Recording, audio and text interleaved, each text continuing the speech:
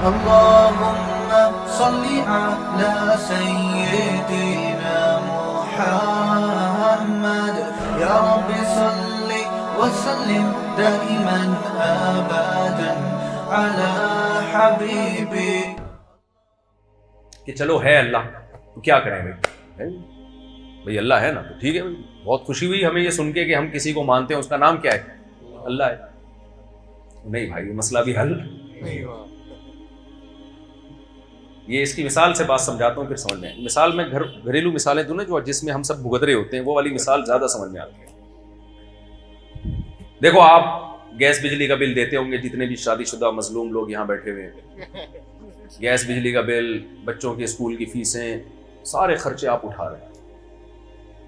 بیگم کی طرف سے آپ کو محبت نہیں مل رہی. فرض کرو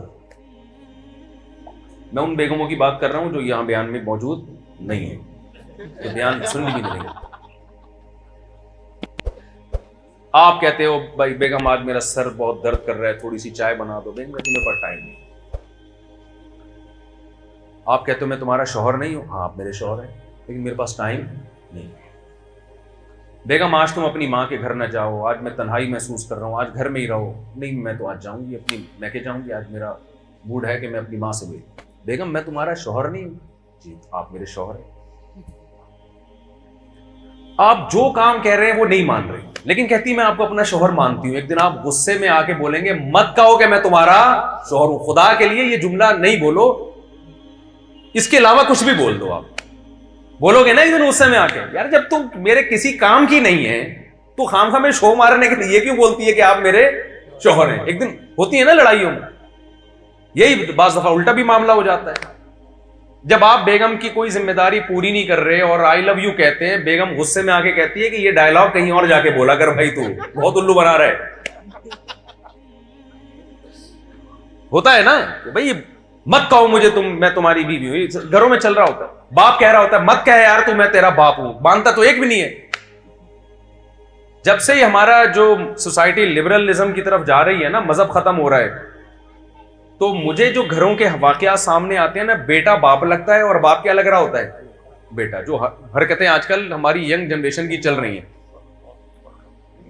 تو اب ایک بات میں آپ سے کرتا ہوں کہ ہم نے یہ کہہ دیا کہ اللہ کیا ہے, کریٹر ہے. اب سوال پیدا ہوتا ہے کہ کیا کریں پھر. تو بھائی بات اب یہاں سے شروع ہوئی ہے, صحیح ہے نا. کسی کو جو آپ کا ریلیشن ہے نا وہ مان لینا آسان کام نہیں ہوتا. جب آپ نے بچے کے سامنے کہہ دیا میں تمہارا باپ ہوں, اس کا مطلب اب اسکول کی فیسیں کون بھرے گا؟ تمہارا باپ بھرے گا. کہتے ہیں نا تیرا باپ بھرے گا. بیمار ہو جائے گا تو اسپتال میں علاج کون کرائے گا؟ تیرا باپ کرائے گا. کہتے ہیں نہیں کہتے؟ تو اب ہر چیز تو جب کہہ دیا لا الہ, جب ہم نے مان لیا کہ اللہ ہے, تو قرآن خود اس کلمے میں اللہ اعتراف کراتے ہیں لا الہ, پھر اس کے سوا کوئی معبود نہیں ہے. کیا مطلب؟ وہ معبود ہے. معبود کی ڈیفینیشن کیا ہے؟ عبد کہتے ہیں غلام کو. اب کسے کہتے ہیں؟ یہ والا غلام نہیں جس کو ہم گھر میں سرونٹ کہتے ہیں یا خادم کہتے ہیں. یہ غلام تو سیلری پہ ہوتا ہے, جب جو کام اس کے ذمہ لگایا جائے بس اسی کا پابند ہوتا ہے. سارا دن آپ کے ہر کام کا یہ ذمہ دار نہیں ہوتا, اور اس کی ڈیوٹی ہوتی ہے. لیکن عربی میں جو عبد کا تصور ہے, غلام کا تصور ہے, وہ یہ کہ سر کے بال سے لے کے پاؤں کے ناخن تک اس پر اپنی مرضی نہیں چلے. حتیٰ کہ غلام جو کماتا تھا نا وہ بھی اس کے مالک کا ہوتا تھا, وہ بھی مالک کا ہے, ساری پیسے لا کے مالک کو پکڑائے. تو جب ہم نے کہہ دیا لا الہ, الہ کہتے ہیں معبود. معبود یہ ہے عابد, غلام, اور جو جس کی غلامی کی جاتی ہے اس کو کیا کہتے ہیں؟ معبود. تو اگلے جملے میں اس میں آپ نے یہ اعتراف کر لیا کہ ہم کس کے غلام ہیں؟ اللہ کے. یعنی ہمیں اب اپنی مرضی سے کچھ کرنے کی اجازت نہیں ہے.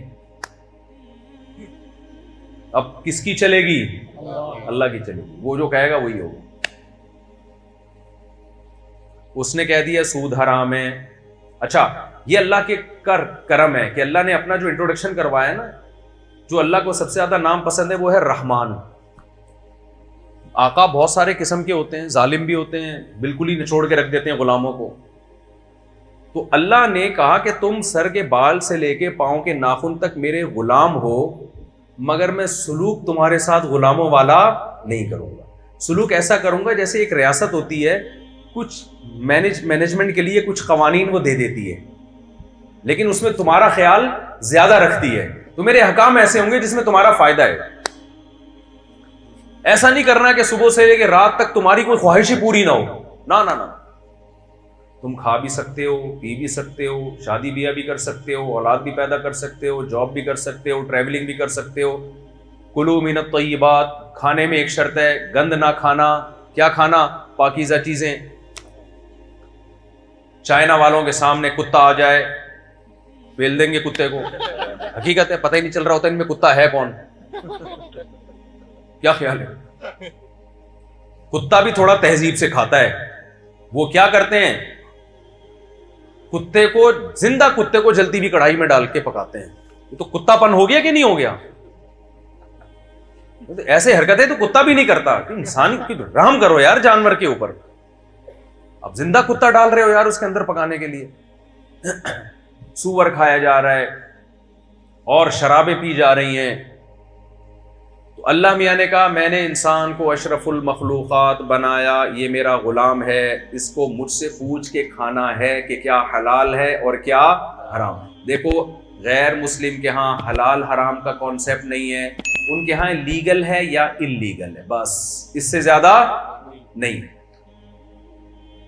وہ کہتے ہیں ریاست میں وہ کتا بھی کھا لو تو کوئی کیس تھوڑی بنتا ہے، ان کے یہاں کوئی کیس نہیں ہے. وہ کھاتے نہیں ہے، کلچر کھانے کا نہیں ہے کتے کھانے کا. جہاں کلچر ہے وہاں کھاتے ہیں، جہاں نہیں ہے وہاں نہیں کھاتے. لیکن اسلام کیا کہتا ہے؟ بھائی پہلے پرمیشن کس سے لینی ہے؟ بولو اللہ سے. دو طرح کی چیزیں حرام ہیں. کچھ چیزیں تو ایسی ہیں جو کبھی حلال ہو ہی نہیں سکتی. کچھ چیزیں تو ایسی ہیں جو کبھی حلال پیسوں سے بھی خریدو تو حلال نہیں ہوں گی. کتا آپ خون پسینے کی کمائی سے بھی خرید کے کھائیں تو حلال نہیں ہوتا. اکثر میں چٹکلا سناتا ہوں، ایک آدمی نے مرغی چوری کی، ادھر سے ذبح کر دی الٹی طرف سے. کسی نے کہا بھائی ادھر سے تو حرام ہو جاتی ہے. اس نے کہا ویسے کون سا حلال تھی بھائی، ہے چوری کی مرغی ہے نا، سمجھ رہے ہو، چوری کی مرغی ہے. تو ایک تو کچھ چیزیں ایسی ہیں جو ہیں ہی کیا حرام. کچھ چیزیں اختلافی ہیں، حدیث میں واضح نہیں ہے. بھی کیکڑا ہے، جھینگا ہے، یا اس طرح کے سمندر کی مخلوق. ابو حنیفہ رحمہ اللہ کہتے ہیں نہیں کھاؤ، حلال ناجائز ہے. امام شافعی کہتے ہیں کھا لو. اس میں پھر فقہا کا اختلاف آ جاتا ہے. اس میں پھر ہم یہ کہتے ہیں بھائی ایک فقہ کو فالو کرو، دوسرے پہ طنز نہ کرو، یا احتیاط کے پہلو کو اختیار کر لو. اور کچھ چیزیں ایسی ہیں جو بالاتفاق قرآن نے ان کو واضح کر دیا، حدیث نے بتا دیا کہ یہ حلال نہیں ہے. کتا، بلی، سور اور یہ جو پوٹ پٹانگ چیزیں آج غیر مسلم کھا رہے ہیں، ذبح کیے بغیر کھانا جائز نہیں ہے. یہ پابندیاں جو خدا کو غلام سمجھے گا وہ ان پابندیوں کو مانے گا. آزاد نہیں ہم. انہی حلال میں یہ بھی ہے کہ بعض دفعہ چیز حلال ہوتی ہے، جس طریقے سے حاصل کیا ہے وہ طریقہ حلال نہیں ہے، یہ اس میں بھی پابندیاں لگا دی. چوری کا پیسہ آپ نے کمایا، اس سے آپ زمزم خرید کے پی رہے ہیں، مدینہ کی کھجوریں خرید کے کھا رہے ہیں، تو کیا حلال ہو جائیں گی؟ یار بول لو بھائی، میں بھی تو بول ہی رہا ہوں. ہو جائیں گی حلال؟ نہیں ہوں گی. ہمارے ایک جاننے والے مسجد کا پیسہ چوری کرتے ہی عمرے پہ چلے گئے. وہ الحمدللہ عمرہ کیا انہوں نے. لوگ کر رہے ہیں، بہنوں کی وراثت کھا کے حج بھی ہو رہے ہیں، عمرے بھی ہو رہے ہیں. تو یہ حج بھی مقبول نہیں ہے، عمرے بھی مقبول، اس لیے کہ آپ نے جو سورس آف انکم تھی وہ کیا تھی؟ وہ غلط تھی. مشرکین مکہ بیت اللہ کی پوری تعمیر اس لیے نہیں کی کہ حلال پیسہ ختم ہو گیا تھا ان کے پاس، اتنی عقل ان میں بھی تھی. تو اب کیا مسئلہ ہے؟ یہ کچھ چیزیں حلال ہو ہی نہیں سکتی. کچھ ہے کہ طریقہ، سود بھی حرام ہے اسلام میں. اللہ میاں نے کہا احل اللہ البیع، بزنس کرو حلال ہے، لیکن بزنس میں سود والا طریقہ اگر ہوگا، غیر مسلم کہتا ہے کوئی اس میں مسئلہ نہیں ہے. مشرکین مکہ نے اعتراض یہ کیا تھا کہ بھائی آپ کسی کو 1 کروڑ روپے دے کے 10 لاکھ اس پہ فار ایگزامپل پروفٹ لیتے ہیں، تو ہم جب ادھار پہ چیزوں کو خریدتے بیچتے ہیں تو بھی تو اسی طرح ہی پروفٹ ہوتا ہے. سمجھ رہے ہیں بات کو؟ مثال کے طور پر یہ بوتل ذرا دکھائیں. یہ بوتل فار ایگزامپل کتنے کی چل رہی ہے آج کل؟ 50 روپے کی بوتل ہے. اب یہ 50 روپے کی بوتل میں کہتا ہوں کیش پہ 50 کی ہے، ادھار پہ یہ 60 کی ہے. ادھار پہ کتنے کی ہے 60. آپ نے اسی وقت طے کر لیا بھائی میں ادھار والی پیمنٹ پہ لوں گا, پیسے کل دوں گا, 60 روپے دوں گا, اسی وقت طے ہو گیا, کنفیوژن نہیں ہے, طے ہو گیا, یہ جائز ہے بالکل. مشرکین نے کہا یہی 50 روپے پہ ہم 10 روپے جب سود پہ لیتے ہیں تو یہ حرام کر دیا تمہارے خدا نے, اور وہی قسطوں کا جب ہم کرتے ہیں تو وہ کیا ہے حلال ہے. تو یہ کھوپڑی میں آنے والی بات نہیں ہے. تو قرآن نے یعنی ان میں فرق کیا ہے؟ تو قرآن نے کوئی لمبی چوڑی حکمتیں نہیں بیان کی. قرآن نے کا فرق یہ ہے کہ ایک کو اللہ نے حلال کیا ہے اور ایک کو کیا کیا ہے حرام. یہ فرق ہے, بہت بڑا فرق ہے. جو خدا کو مانے گا وہ اس بحث میں نہیں پڑے گا کہ اس کا نتیجہ کیا ہے. وہ کہے گا بھائی جس خدا نے قسطوں پہ بزنس کو حلال کر دیا اس نے سود پہ بزنس کو کیا کر دیا ہے حرام کر دیا, تو بس ہمارے لیے کافی ہے. جو غلام ہوتا ہے وہ نہیں اس سے آگے پوچھتا. آج ہماری لبرل خواتین سے جب بات کی جائے پردہ فرض ہے تو کتنی لمبی چوڑی تقریریں, بھائی اصل تو نگاہوں کا پردہ ہوتا ہے. ارے ہم نے بھی بڑی پردے والیاں دیکھی ہیں, اوپر سے برقعے ہوتے ہیں, اندر سے ان کی حرکتیں ہمیں پتہ ہے. ارے بھائی اصل تو دل ہے. بھائی جو غلام ہوگا نا, جب اللہ نے عورت کو کہہ دیا کہ جب گھر سے باہر نکلیں تو جسم پہ پردہ ہونا چاہیے, اور نامحرم اور محرم کی اللہ نے قرآن میں فہرست بیان کی ہے. جس سے نکاح ہو سکتا ہے وہ نامحرم ہے, جس سے زندگی میں کبھی نکاح نہیں ہو سکتا وہ محرم ہے, اس سے پردہ نہیں ہے. جس سے زندگی میں کبھی بھی نکاح ہو سکتا ہے اس سے پردہ ہے. تو غلام کا کام آگے بحث میں پڑھنا نہیں ہے. سمجھتے ہو کہ نہیں سمجھتے؟ آج کل ایک نیا قانون آیا ہے, اب زیادہ میں گہرائی میں نہیں جاتا, وہ جو LGBT ٹائپ کی بیہودہ چیزیں ہماری سوسائٹی میں لائے جا رہے ہیں. اسلام نے الاؤ کیا, خدا نے اجازت دی اس کو.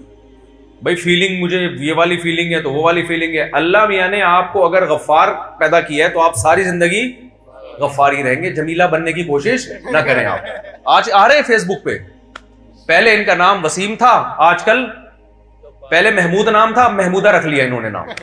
بھائی یہ نہیں ہے, یہ نیچر چینج نہیں کر سکتے آپ. گورا تو کنفیوز ہے نا, وہ تو ٹینشن میں کہ یار میں کروں کیا. وہ قانون بنا رہے ہیں, ہمیں کوئی ٹینشن ہے.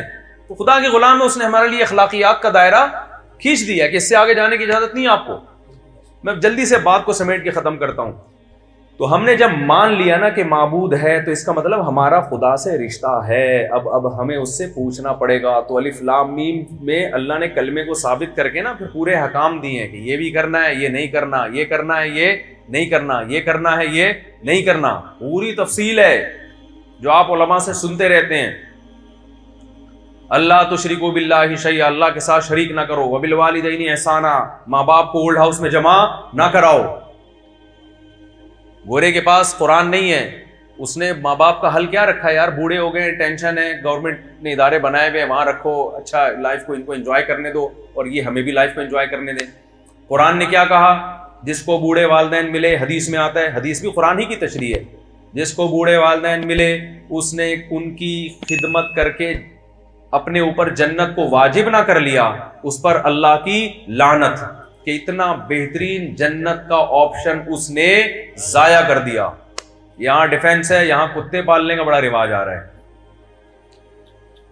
ڈیفنس میں جو ہے نا شو کے لیے کتے بہت پالے جا رہے ہیں. معذرت کے ساتھ اسلام میں کتا پالنا جائز بولو نہیں ہے. گورے پالتے ہیں, ان کو پالنے دیں یار.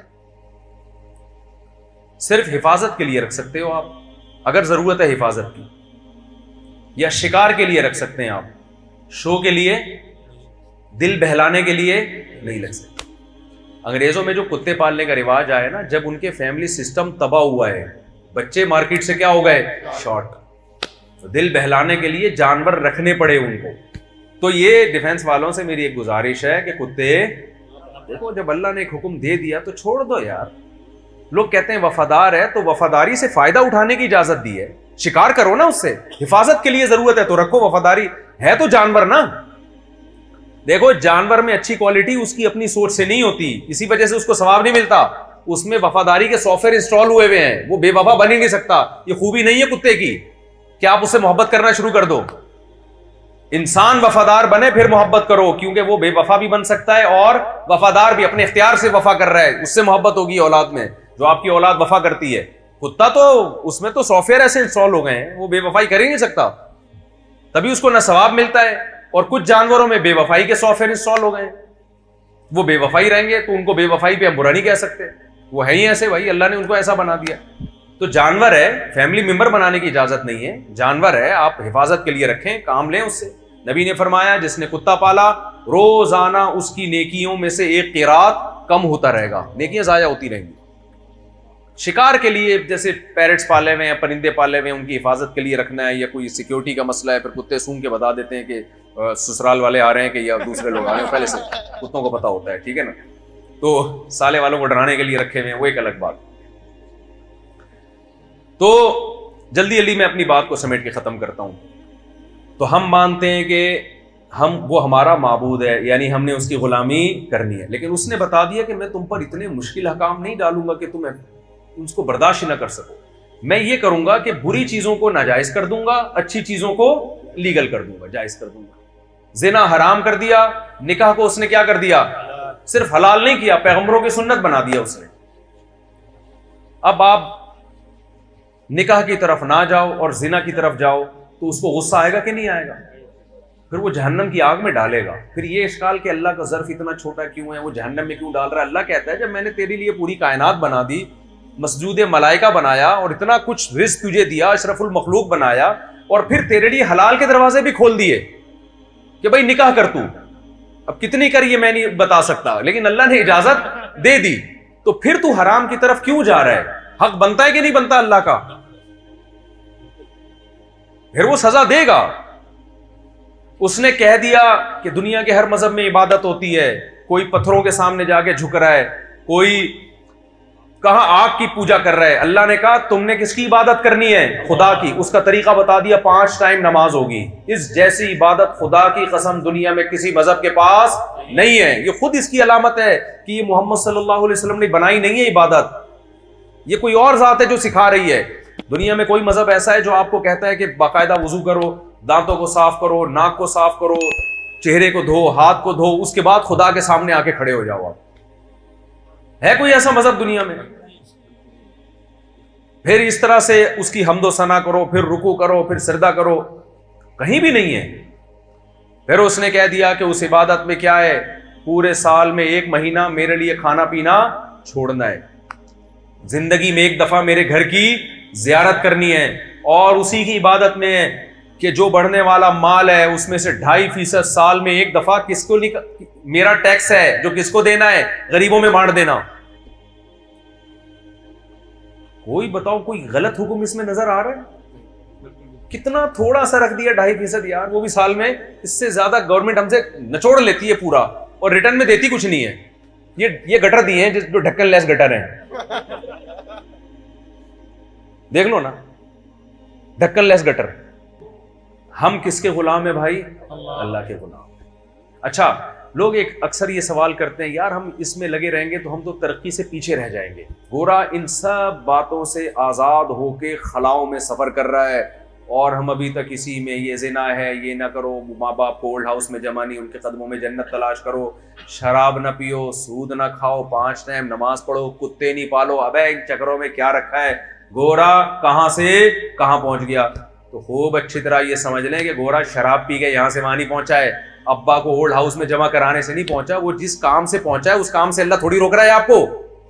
وہ محنت کر کے اسٹڈی کر کے پہنچا، تو اسٹڈی سے کسی نے روکا آپ کو؟ بھائی نہیں ہے بات میرا خیال. بلکہ حدیث میں تو ترغیب ہے، المؤمن القوی احب الی اللہ من المؤمن الضعیف. طاقتور مومن اللہ کو کمزور سے زیادہ محبوب ہے. طاقت صرف جسمانی تھوڑی ہوتی ہے، سائنس ٹیکنالوجی کی طاقت بھی ہوتی ہے اور معاشی طاقت بھی ہوتی ہے. صحابہ میں ارب پتی صحابہ بھی تھے، بڑے بڑے بزنس تھے ان تھے. نبی نے ان کو تو نہیں کہا کہ تم نے اتنا پیسہ کیوں کمایا ہوا ہے. ٹھیک ہے بھائی، کمایا ہوا ہے، اچھی بات ہے. 400 گھوڑے کہا جاتا ہے حضرت عثمان نے ایک جہاد میں دیے. تو 400 گھوڑے اس زمانے کی لینڈ کروزر تھی، ایک گھوڑا. تو 400 گھوڑے جس کے پاس تھے جو انہوں نے صرف ڈونیٹ کیے ہیں، تو آپ بتاؤ کہ ہوں گے کتنے؟ تو نبی نے تو ان کو نہیں کہا کہ میرے گھر میں تو 40 دن چولہا نہیں جلتا اور تم اتنا کروڑوں کا بزنس کر رہے ہو. کہیں بھی نہیں ملتا کہ بزنس اسلام میں کیا ہے؟ حرام ہے. جتنا مرضی کماؤ بھائی. تو ترقی سے آپ کو اسلام نہیں روک رہا، انسان کا بچہ بنانے کا حکم دے رہا ہے کہ انسان کا بچہ بن کے ترقی کرو. گورے نے سارا فوکس کر دیا ترقی کو، جس کی وجہ سے ان کا جو سوسائٹی میں جو تباہ ہوئی ہے، سوسائٹی فطرت سے بغاوت، خدا کو اپنی زندگیوں سے نکال دیا. تو ہمیں ایک پہلو تو ان کا نظر آ رہا ہے ترقی، مریخ اور چاند کی باتیں. دوسرا پہلو جو انتہائی خطرناک ہے وہ ہماری نظروں سے اوجھل ہے، جس کی میں صرف ایک چھوٹی سی مثال دوں گا اتنی ترقی کر کے بھی خودکشیوں کا ریشو سب سے زیادہ اس کنٹری میں ہے جو سب سے زیادہ ترقی یافتہ ہے. اس کا مطلب کوئی بہت بڑا ٹیکنیکل فالٹ ہے, کوئی بہت بڑا فالٹ ہے کہ جو سب کچھ ہو کے بھی کیا ہو رہا ہے, جو انسان کا ایک مقصد ہے خوشیاں ملے اس کو, وہ پھر بھی نہیں مل رہی. تو یہ قرآن کا میرے بھائی پیغام تھا. تو آج سے توبہ کرو, پہلا تو یہ عزم کرو ہم کس کے غلام ہیں, اللہ کے. اچھا, کلمے کا آخری مطلب یہ کہ معبود بھی صرف وہی ہے, اس کے علاوہ کوئی نہیں ہے.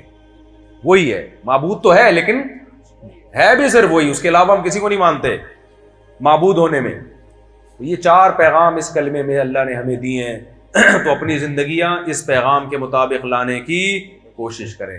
اللہ مجھے بھی عمل کی توفیق عطا فرمائے اور آپ حضرات کو بھی عمل کی توفیق عطا فرمائے. مفتی طارق مسعود صاحب کے بیانات سننے کے لیے youtube.com/مفتی طارق مسعود کو سبسکرائب کریں, اور اگر آپ لائیو ویڈیو کو کبھی بھی مس نہیں کرنا چاہتے ہیں تو سبسکرائب کرنے کے بعد بیل آئیکن پہ کلک کرنا مت بھولیں. جزاک اللہ.